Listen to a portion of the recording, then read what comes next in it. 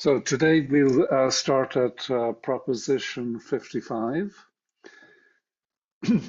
So we're still in the sequence of propositions where Spinoza is contrasting the emotional life of the person who is led by reason with the emotional life of the person who is led by passion, whose ideas are inadequate.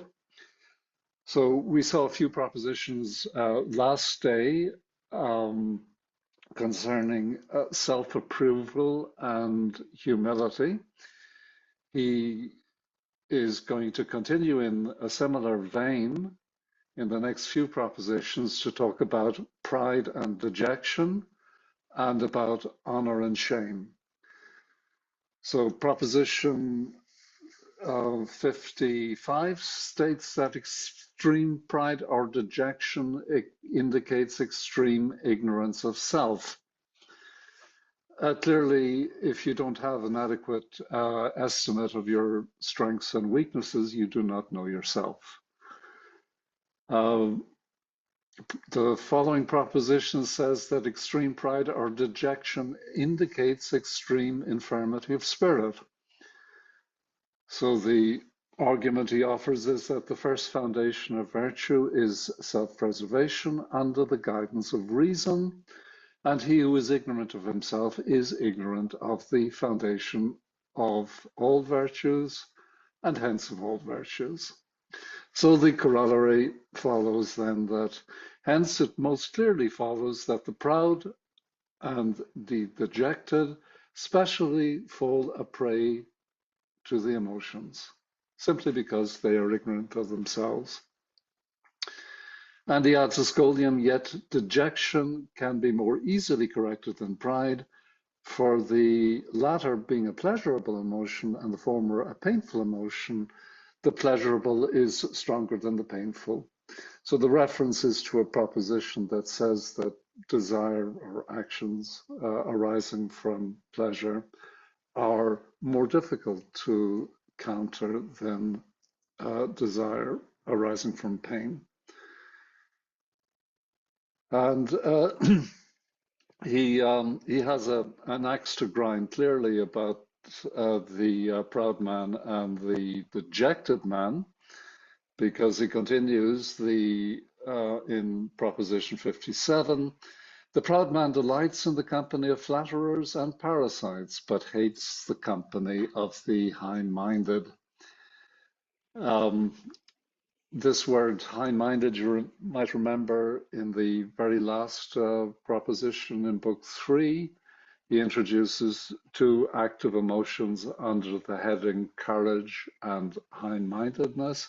High-mindedness, he says, is the active emotion of friendship towards others, and it's driven by adequate ideas.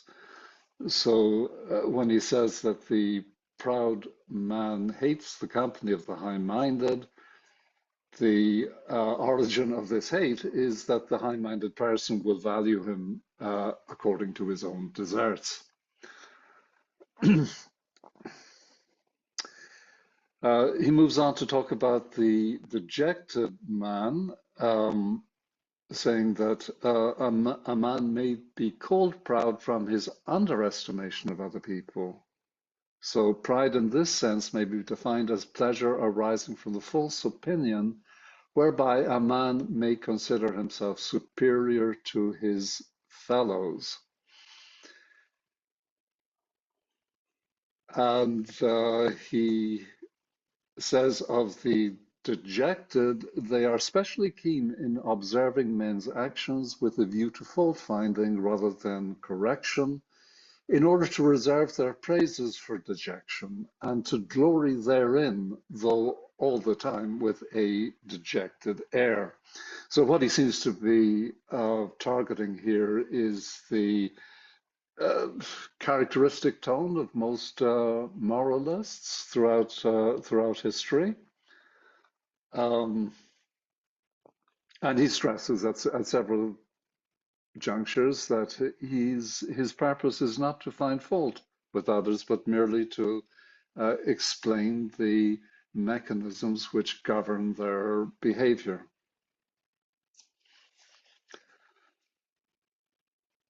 He also makes an interesting observation here.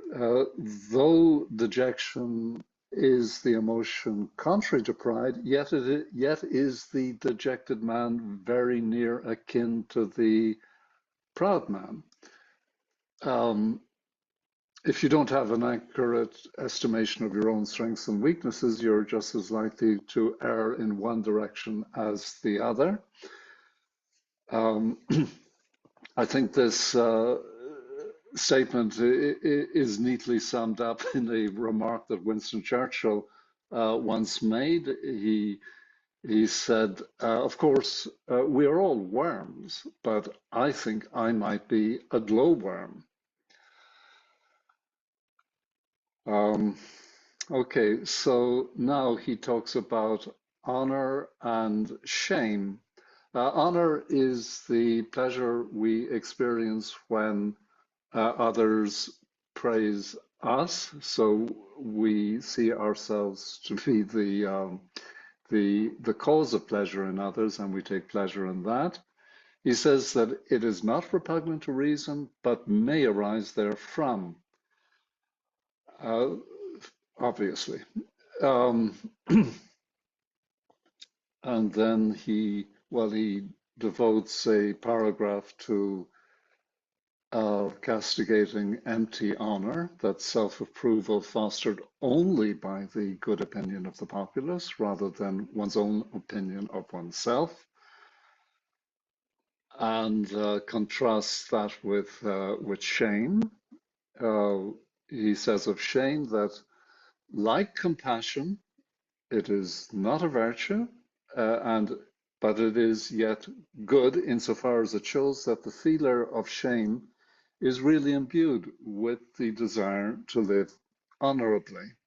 In the same way as suffering is good, as showing that the injured part is not mortified.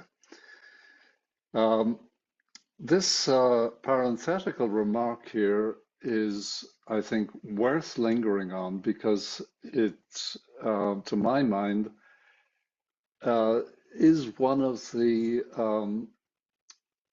the great liberating insights that you stand to gain from a study of Spinoza. Our culture, our Christian culture, is permeated with the idea that suffering is somehow good for us. Okay, ever since Christ died on the cross, and we might think that we've grown out of this way of thinking. Nietzsche, for example, who thought of himself as the Antichrist, thought that he had uprooted the residue of Christianity, but in his writing, the glorification of suffering, it's shot through, beginning to end, in Nietzsche's thought. It is thoroughly Christian, this idea that suffering is somehow good for us.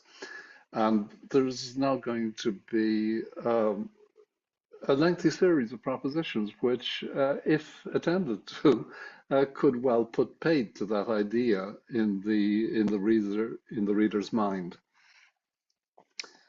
Uh, so proposition 59 states that to all the actions whereto we are determined by a motion wherein the mind is passive, we can be determined without a motion by reason. So the thrust of this proposition is to say that for the person led by reason, the passive emotions are useless. They don't serve any useful purpose. And we've seen this in the case of compassion, humility, repentance, shame, and Spinoza is going to reject them all. His argument is that to act rationally is nothing else but to perform those actions which follow from the necessity of our nature, considered in itself alone. Pain is bad insofar as it diminishes or checks our power of action. Okay, so by the very fact of diminishing our power of action, pain cannot of itself, he says, we cannot by pain be determined to any action which we would be unable to perform under the guidance of reason. He refers here to proposition 13, excuse me, proposition, what is it, 43, which concerns the contrast between what he calls stimulation and mirth, hilaritas. This mirth refers to pleasure which benefits the organism as a whole, and stimulation to pleasure which benefits one part of the organism at the expense of the whole. So this is how Spinoza thinks of passive pleasures, pleasures that don't involve adequate ideas. They are, in a sense, free lunches, but if they are not used wisely, they can be to our detriment. So he is saying here that pleasure is bad only insofar as it hinders man's capability for action, and insofar as it is good, it is in harmony with reason. So he goes on to hammer this home in the following proposition: desire arising from pleasure or pain that is not attributable to the whole body, but only to one or certain parts thereof, is without utility in respect to a man as a whole. These are the passive pleasures. Okay, so not only is he going to reject the painful emotions, okay, remember he has said that all active emotions are pleasurable. And he is now saying that the passive pleasures are also without utility in respect to the man as a whole. His claim is that for the person who is led by reason, all he needs are the active emotions. And well, continuing in this vein, the next proposition, 61, says that desire which springs from reason cannot be excessive. If it were excessive, it would be passive.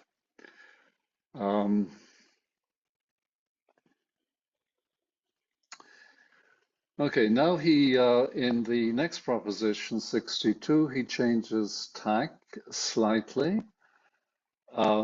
Insofar as the mind conceives a thing under the dictates of reason, it is affected equally whether the idea be of a thing future, past, or present. So the context here is, I think, a reference to the sequence of propositions up to proposition 18, which begin book 4. Remember, he opens book 4 with raising the question of why it is that we so easily find ourselves prey to conflicting emotions and conflicting desires. And he offers an explanation for this in a long sequence of propositions in terms of how the relative strengths of different emotions depend in some degree on whether the object of the emotion is present with us or in the past or in the future. So at that stage, he hasn't introduced the conatus or made any claims about the power of the understanding. And this proposition is intended, I think, to show how reason can go some way towards remedying this problem of akrasia, the conflicting desires that pull us in different directions. Um, and he says that, whatsoever the mind conceives under the guidance of reason, it conceives under the form of eternity or necessity. This reference is to the proposition in Book 2, which states that um, let me see if I can remember exactly how it goes, to the effect that the mind, that reason regards all things as necessary rather than contingent. And the corollaries to that proposition state that if we regard something as contingent, it's because of the imagination rather than reason. And this way of viewing things as necessary is equivalent to conceiving them under the form of eternity. That is the second corollary. So if we were perfectly reasonable, we would see everything as necessary, whether it be future, past, or present, and the mind would be equally affected thereby. However, he does point out there are a couple of propositions in Book 2 to the effect that because of our finitude, we can have but a very inadequate knowledge of the duration of things and the periods of their existence. We can only determine by imagination, okay, which is not so powerfully affected by the future as by the present. Hence, such true knowledge of good and evil as we possess is merely abstract or general. Okay, remember that for Spinoza, abstract universals and general ideas generally fall under the umbrella of knowledge of the first kind. And he says the judgment which we pass on the order of things and the connection of causes with a view to determining what is good or bad for us in the present is rather imaginary than real. So this is just built in as a result of our finite mental capacity. Therefore, it is nothing wonderful if the desire arising from such knowledge of good and evil, insofar as it looks on into the future, be more readily checked than the desire of things which are agreeable in the present time, which is the proposition 16. Okay, so even in the case of the man who is led by reason, it appears that as a result of our finitude, we will, in practice, only have a limited ability to be affected equally by things in the future as things in the present.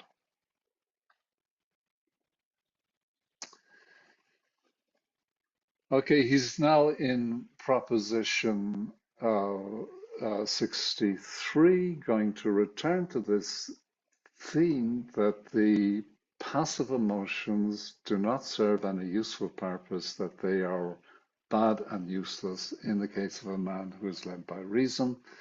The proposition states that he who is led by fear and does good in order to escape evil is not led by reason. And the corollary, or rather the scholium, states that superstitious persons who know better how to rail at vice than how to teach virtue, and who strive not to guide men by reason, but to restrain them so that they would rather escape evil than love virtue, have no other aim but to make others as wretched as themselves.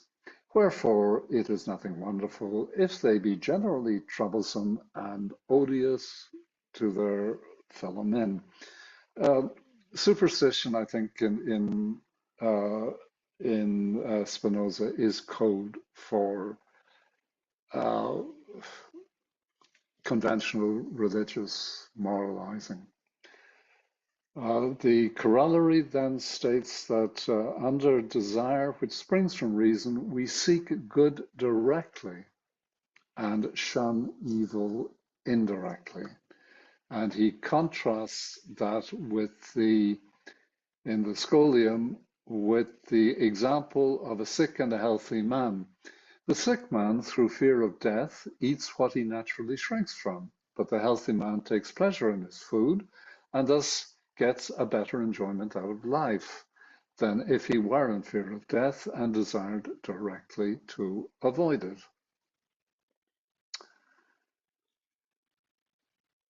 Okay, one more proposition then, which is the culmination of this sequence of propositions to the effect that the passive emotions are useful and that suffering is not a good in its own right. The knowledge of evil is an inadequate knowledge because it's painful. So, and the corollary states that hence it follows that if the human mind possessed only adequate ideas, it would form no conception of evil.